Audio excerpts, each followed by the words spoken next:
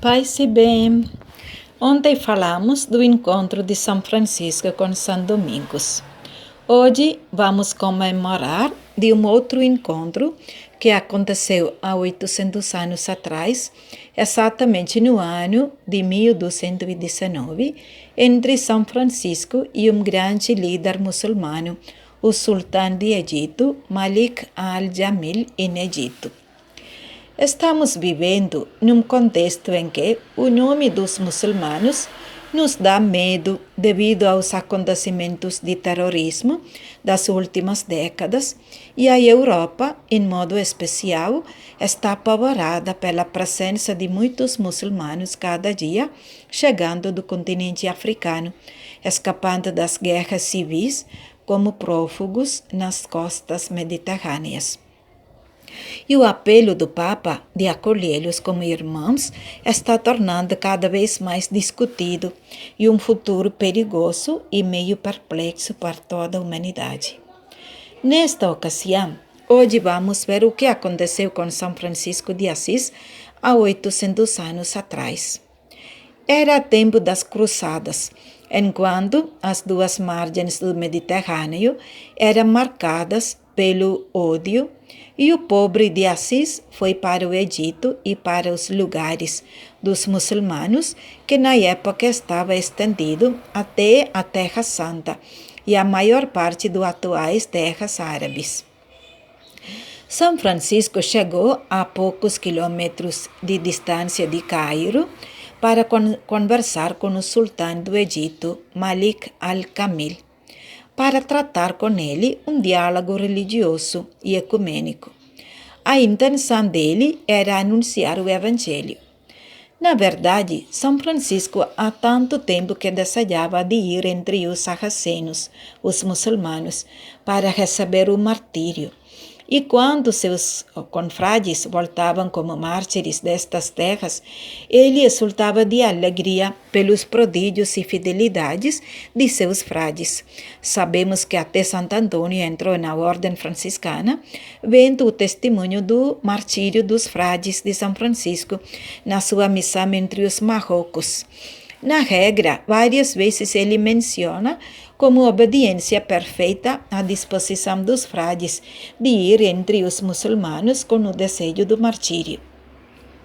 No final, em plena Quinta Cruzada, em junho de 1219, São Francisco, depois de várias tentativas fracassadas, sai com alguns irmãos em um barco de militares e comerciantes e chega ao porto de São João de Acre, no norte de Palestina, atual cidade israelense de Acá, com o objetivo de visitar o sultão do Egito. E o encontro aconteceu. Narra São Boaventura no capítulo 9, que nesta época das cruzadas o sultão havia publicado um edito cruel. Todos os que lhe trouxessem a cabeça de um cristão receberiam uma grande quantidade de ouro. Quando São Francisco e seus confrades chegaram no local, os soldados de sultão lhes capturaram, ameaçando-os de morte, os maltrataram com crueldade e desprezo, os cobriram de injúrias e violências e os algemaram. Por fim, depois de havê-los afligido e atormentado de mil maneiras, levaram até a presença do sultão. Porém, chegando lá, admirado o sultão ao ver o espírito e o fervor do seráfico pai, não apenas o ouvia com grande satisfação, mas até insistiu que permanecesse algum tempo com ele. Mas São Francisco, iluminado pela força do alto, logo lhe respondeu dizendo: se me prometeres que tu e teus servos vos convertereis a Cristo, permanecerei de muito bom grado entre vós. Mas se duvidas em abandonar a lei impura de Maomé pela fé santíssima de Cristo, vamos fazer uma prova, assim como fez Elias entre os profetas de Baal, no Antigo Testamento. São Francisco disse a sultão: se por acaso você tem dúvida sobre a nossa fé, e então vamos fazer uma prova. mande teus sacerdotes junto comigo de jogar-nos na fogueira. Se eles saíram intacto, eu vou receber a tua religião. E se eu sair intacto, tu vais receber a minha fé. A esta resposta respondeu o sultão: não creio que haja entre meus sacerdotes só que, para defender sua doutrina, se atreva a lançar-se ao fogo, nem esteja disposto a sofrer o menor tormento. E São Francisco acrescentou, dirigindo-se ao sultão: se eu sair ileso da fogueira, você me promete de abraçar a fé em Cristo, Jesus, Salvador da humanidade? Respondeu o sultão, como Pilatos: eu queria até aceitar, mas tenho medo das reações do meu povo. E pensando de mandar-lhe embora, o sultão ofereceu a São Francisco dinheiro, ouro e muitas outras oferendas como homenagem. Porém, São Francisco não quis recebê-los. Então o sultão falou: se você não queres, leve esses dons e dá aos pobres e a investir vossas igrejas. São Francisco considerou aqueles dons igual como lama e lhe expressou que ele estava ávido das almas e não de dinheiro e bens materiais. A história diz que São Francisco teria aceitado apenas um chifre de marfim que ele usaria mais tarde para chamar as populações para ouvir sua palavra nas suas pregações. E hoje está conservado este chifre de marfim na sala das relíquias, lá na Basílica de São Francisco de Assis. Vendo esta puridade de coração de São Francisco, o sultão lhe respondeu: Francisco, eu preciso de um tempo para acertar algumas coisas da minha vida antes de abraçar esta fé. Porém, eu te dou toda a liberdade. Vocês podem evangelizar qualquer parte do meu território. E ele recomendou a São Francisco de voltar lá para visitá-lo. Assim, São Francisco mandou seus frades, 2 a 2, para evangelizar no meio dos muçulmanos. Aconteceu que, narra o livro de Fioretti, capítulo 24, que São Francisco e um outro frade, chegando em um lugar, nesse período, entrou em um albergue para repousar.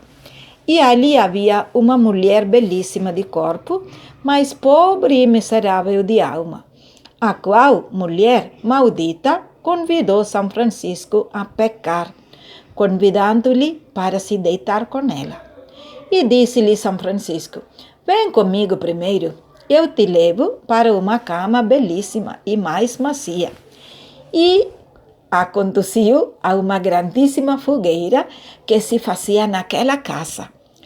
E, no fervor de espírito, São Francisco se despiu e se lançou neste fogo, e convidou a mulher para que se dispa e vá se deitar neste leito tão macio e belo. E estando assim, São Francisco por bastante tempo, com semblante alegre e sem se queimar, aquela mulher, vendo tal milagre, não somente se arrependeu do pecado e da sua má intenção, mas até se converteu perfeitamente à fé cristã e tornou-se de tanta santidade, que por ela muitas almas se salvaram naquela terra. Depois de algum tempo, vendo São Francisco que não podia obter mais fruto naquelas partes, por divina revelação, convocou seus frades para retornar à sua terra. E antes da viagem de volta, foram até ao sultão para se despedir. E então lhe disse o sultão: Frei Francisco, de boa vontade, me converteria à fé cristã, mas temo fazê-lo agora, porque se esses homens o descobrissem, matariam a mim e a ti, com todos os teus companheiros. Mas como eu falei, eu tenho de resolver certas coisas de muito grande peso. Não quero agora causar a tua morte e a minha, mas ensina-me como me poderei salvar, e estou pronto a fazer o que me impuseres. Disse então São Francisco: Senhor, Agora nós vamos, mas depois de chegar ao meu país e ir ao céu, pela graça de Deus, depois da minha morte, conforme a vontade de Deus, eu te enviarei 2 dos meus frades, dos quais receberás o santo batismo de Cristo e serás salvo, como me revelou meu Senhor Jesus Cristo. E tu, nesse espaço, desliga-te de todo impedimento, a fim de que, quando chegar a ti a graça de Deus, te encontre preparado em fé e devoção. Assim, São Francisco retornou com seus frades para sua terra e depois de alguns anos, São Francisco morreu. Isso aconteceu em 1219, a viagem de Francisco para Egito, e ele morre em 1226. Então, praticamente após 7 anos, o sultão, adoecendo, esperava a promessa de São Francisco e fez colocar guardas em certas passagens, ordenando que, se 2 frades aparecessem com o hábito de São Francisco, imediatamente fossem conduzidos a ele. Naquele tempo apareceu São Francisco, depois da sua morte, a 2 frades e ordenou-lhes que sem demora fossem ao sultão e procurassem a salvação dele, segundo lhe havia prometido. E os frades imediatamente partiram.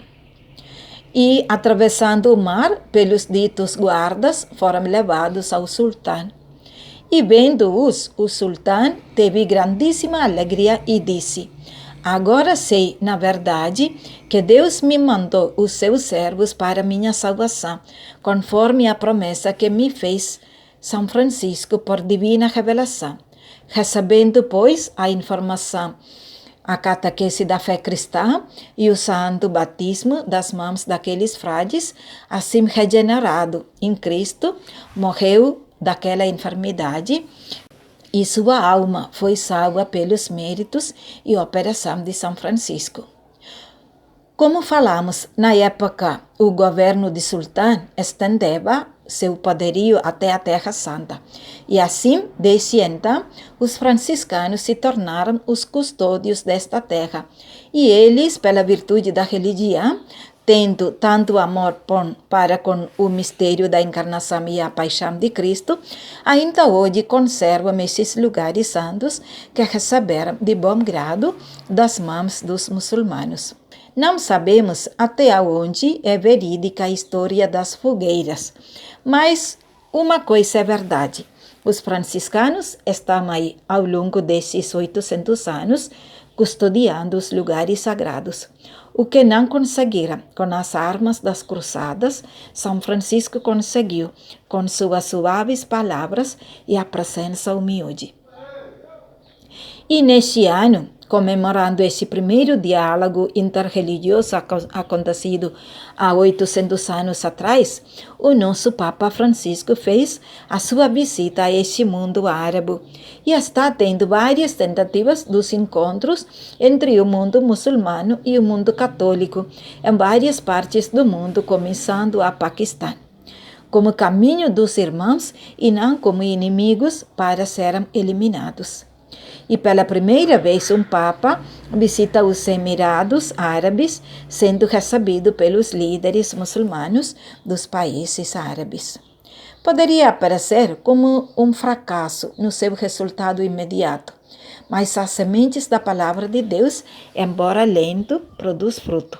O desejo do próprio São Francisco em ir até os muçulmanos sem bolsa, sem alforje, com a única arma do respeito que se coloca como caminho ainda hoje para buscar o entendimento e a harmonia entre Oriente e Ocidente. A história de São Francisco nos mostra que se Deus está conosco, se temos a fé verdadeira, é possível conviver com as pessoas que são diferentes de nós. Ao nosso redor, nos nossos trabalhos, nos ambientes em que nós evangelizamos, encontramos pessoas muito longe de nós em pensamentos, palavras e ações. Estamos vivendo até dentro de nossas famílias uma multicultura na religião, nos estudos, nas profissões, nas convicções, nos caráteres e torna cada vez mais difícil a convivência humana. Vamos verificar se estamos com Jesus e está enraizada a nossa fé em Cristo, e o resto Deus fará na hora certa. Paz e bem.